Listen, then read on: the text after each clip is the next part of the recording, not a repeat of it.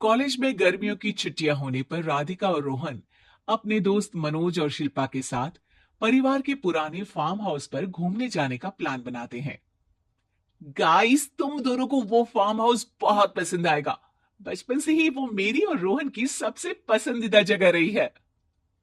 पर मैंने तो इतने सालों में तुम्हारे मुंह से कभी फार्म हाउस का नाम तक नहीं सुना। बचपन में फार्म हाउस जाते थे, लेकिन फिर अचानक सबने वहां जाना बंद कर दिया और वजह कभी किसी ने बताई नहीं। पर अब हम चारों मिलकर वहां धमाल करेंगे। इसी तरह बातें करते कुछ घंटों का सफर तय कर चारों शहर से दूर ऊंची पहाड़ी पर बने राधिका और रोहन के फैमिली फार्म हाउस पर पहुंच जाते हैं। वाह यार, ये तो बड़ा ही सुंदर है। पूरा घूमोगे तो और अच्छा लगेगा, लेकिन उससे पहले सब फ्रेशन अप हो जाओ, फिर साइट सीइंग के लिए जाएंगे।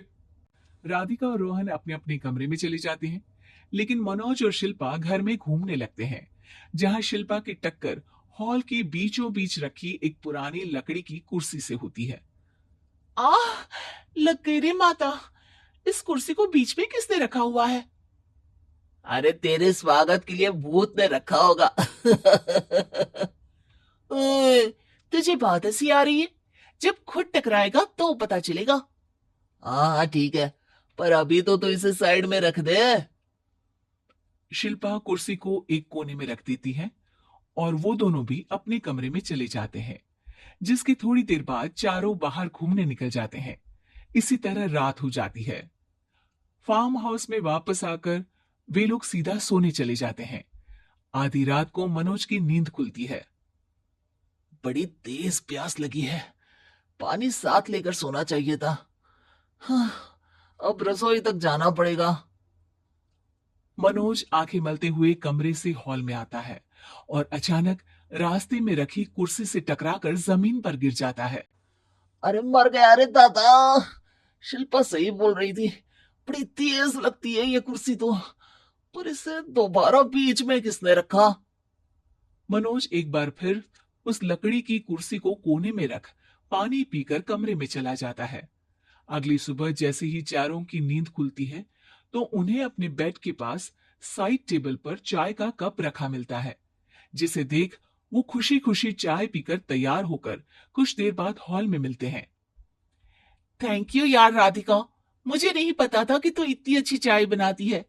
वैसे मुझे उस बेड टी की बहुत जरूरत थी।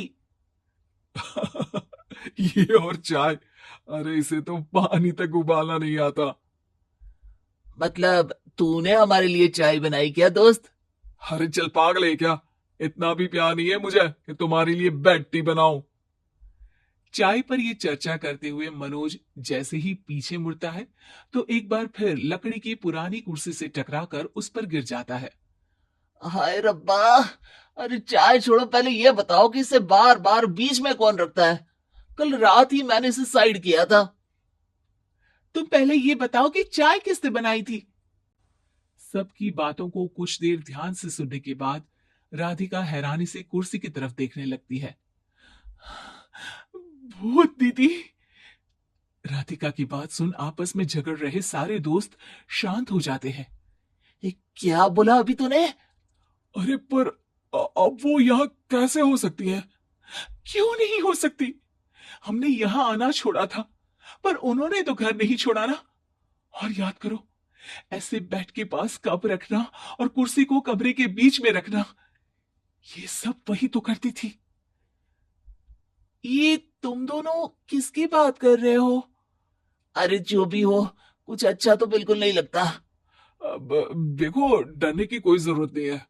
वो सालों से इस घर में रहने वाली भूत दीदी है। वो बचपन से ही हमारे यहाँ आने पर एक बड़ी बहन की तरह हम दोनों का ख्याल रखती है। ओए, पगला गया है क्या? शिल्पा, मुझे यहाँ नहीं रहना, तू भी मेरे साथ ही चल। ये दोनों तो पागल हो गए हैं। जहां मनोज डर से वापस जाने की बात कर रहा होता है, वहीं शिल्पा अपने फोन में बिजी होती है। क्या तुम्हें यहाँ की सिचुएशन समझ में नहीं आ रही जो फोन में लगी हो?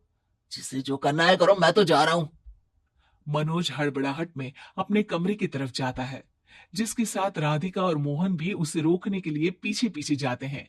लेकिन शिल्पा वो तो अभी भी फोन में लगी रहती है।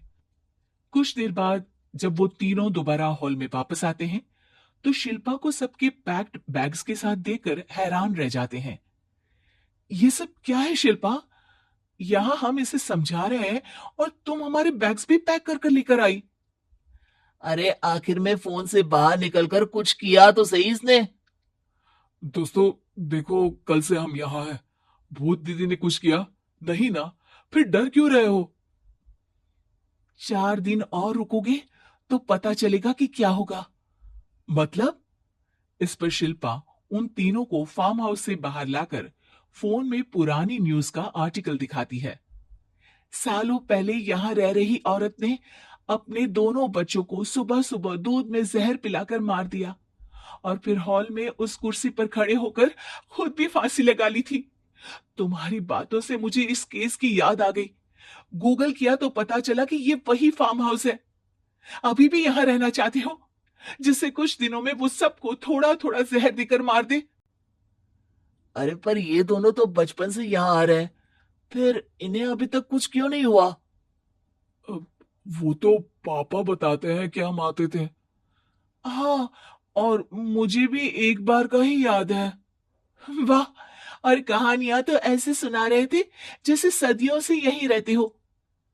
तीनों ये बात कर ही रहे होते हैं कि अचानक फार्म हाउस में से एक आवाज सुनाई देती है। मैं यहाँ किसी को जिंदा नहीं रहने दूंगी, किसी को नहीं। बस ये सुनने की देर ही होती है कि चारों डर से कांपते हुए तुरंत कार में बैठकर वहां से भाग जाते हैं।